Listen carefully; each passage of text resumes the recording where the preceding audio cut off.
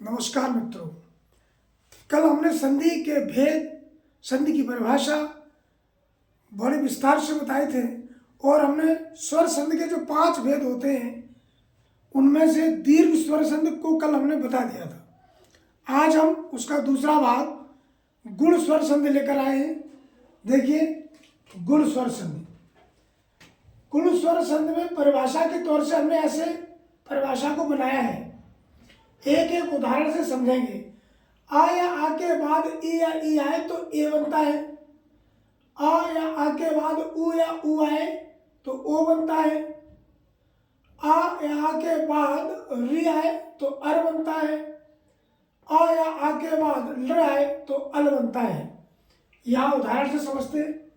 पहले आ प्लस ई बराबर ए कैसे बनता है। जैसे हमने इसके 2 खंड किए, सुर प्लस इंद्र। तो यहाँ देखो, ये हमारा व्यंजन है और इसमें कौन सा स्वर है, तो अस्वर लगा हुआ है, क्योंकि रा का अगर हम खंडन करेंगे तो देखिए सु सा प्लस उ प्लस रा प्लस आ। तो यहाँ देखो इसमें स्वर कौन सा है, रा में आ स्वर है। तो आइए अब हम बात कर लेते हैं इस पर। तो यहाँ आ आया और यहाँ स्वर है और स्वर में कोई बदलाव होता नहीं, स्वतंत्र होते हैं, तो यहाँ ई आ गया। अब हमने इससे पहचान लिया आ प्लस ई बराबर ए। ये हमारा क्या था, संधि नियम। इस संधि नियम से हमने पहचान लिया, अगर आ या आ के बाद ई या ई आए तो ए बन जाता है। आ प्लस ई बराबर ए, देखो बन गया। अब देखो सुर प्लस इंद्र, अब परिवर्तन इसमें होना है तो इसके स्थान पर हम ए लगा देंगे, इस पर ए की मात्रा जोड़ देंगे तो क्या बन जाएगा, तो बनेगा सुरेंद्र। ये हमारी गुणसंधि बन के तैयार हो गई। एक उदाहरण और लेते हैं, जैसे दिया है गज प्लस इंद्र।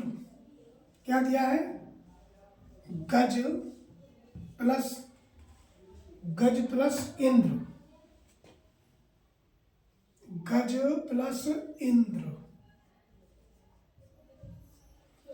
अब देखो यहाँ जा में और यहाँ में स्वर है, वो पहले स्वर चेक कर लेते हैं। जा में आ स्वर है, जा का उच्चारण करेंगे, जा खत्म, आ रह गया है। यहाँ पहले से ही स्वर है तो ई का ई लगा देंगे, प्लस आ प्लस ई बराबर ए बन गया।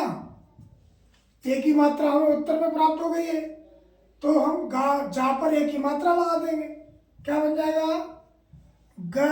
गजेंद्र। इस तरीके से ये आ वाला भाग हमारा संपन्न होता है। आइए अब हम बात कर लेते हैं दूसरे भाग पर। अब देखिए यहाँ दूसरा कौन सा भाग है, आ प्लस उ।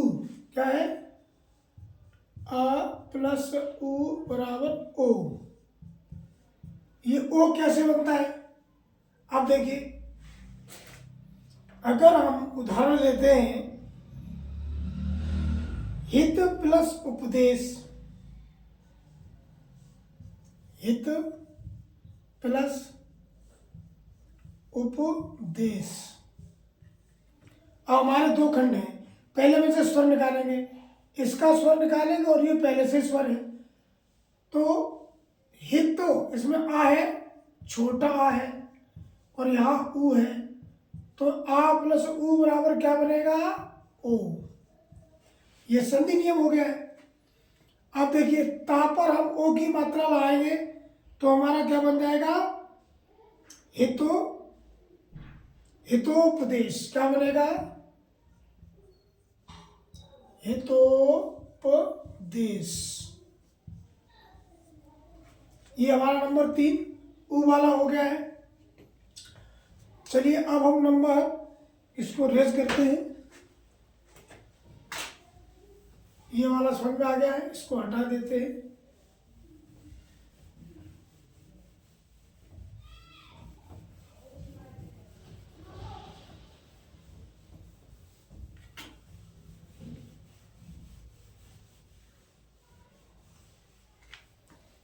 इसके बाद नंबर 3 का है आ के बाद री आए तो अर हो जाता है।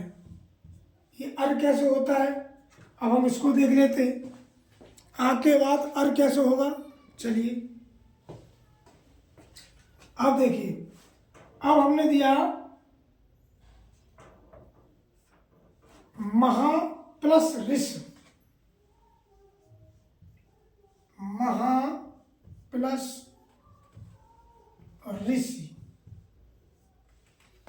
अब हम यहां से स्वर निकालेंगे, फिर ये तो स्वर पहले से ही है, तो यहां आ प्लस री बराबर अर। अब ऐसा स्वर हो जिसमें अर स्वर निकलता हो, अर का उच्चारण होता हो। अब देखिए हम यहां लिखेंगे तो क्या लगाएंगे, महर्ष, महर्षि, क्या बना देंगे, महर्ष। बोल के देखिए, महर्ष, महर महर महर्ष, महर्ष। अर का उच्चारण हो रहा है, इससे समझ में आता है कि इसे गुण स्वर संधि है। चलिए इसके बाद री के बाद आता है, तो जैसे कि हमारे पास री तब प्लस लकार, क्या है, तब प्लस लकार। तो यहां देखेंगे आ है और यहां ल है, आ के बाद ल आ जाए तो क्या बनता है, अल बनता है। इसका स्वर क्या निकलेगा, अल निकलेगा। कैसे, जैसे देखिए मैंने ये बनाया है, इधर लिख लेते इसको। चलिए तब प्लस लकार, अब हम इसका बना देंगे तवल लकार बराबर तवल लकार, तवल लकार। क्या बना, तवल लकार, तवल लकार, तवल लकार। अब देखिए तवल अल, तवल रकार, तवल रकार। अल का उच्चारण हो रहा है कि नहीं हो रहा है, तवल रकार। तो पढ़ के ही समझ में आता है कि इसमें गुण संधि है। गुण संधि का एक छोटा सा ट्रिक भी होता है, जैसे एक ही मात्रा आ जाए, या हमने आपको यहाँ बनाया था ओ की मात्रा आ जाए, इस तरीके से ओ की मात्रा भी आ जाती है, तो यहाँ भी हो जाता है। लेकिन जब हमें डिटेल से पता है तो ट्रिक में बताने की आवश्यकता नहीं है। आशा करते हैं आप सबको समझ में आया। एक बार फिर से इसकी परिभाषा को देख लेते हैं। ऐसे मुझे याद कर लेना है, आ या ई के बाद ए आए, आ प्लस ई बराबर ए, आ प्लस उ बराबर ओ, आ प्लस री बराबर अर, आ प्लस ल बराबर अल। ये परिभाषा अगर हम याद कर लेंगे तो पूरा समझ में आता रहेगा। जय हिंद, जय भारत।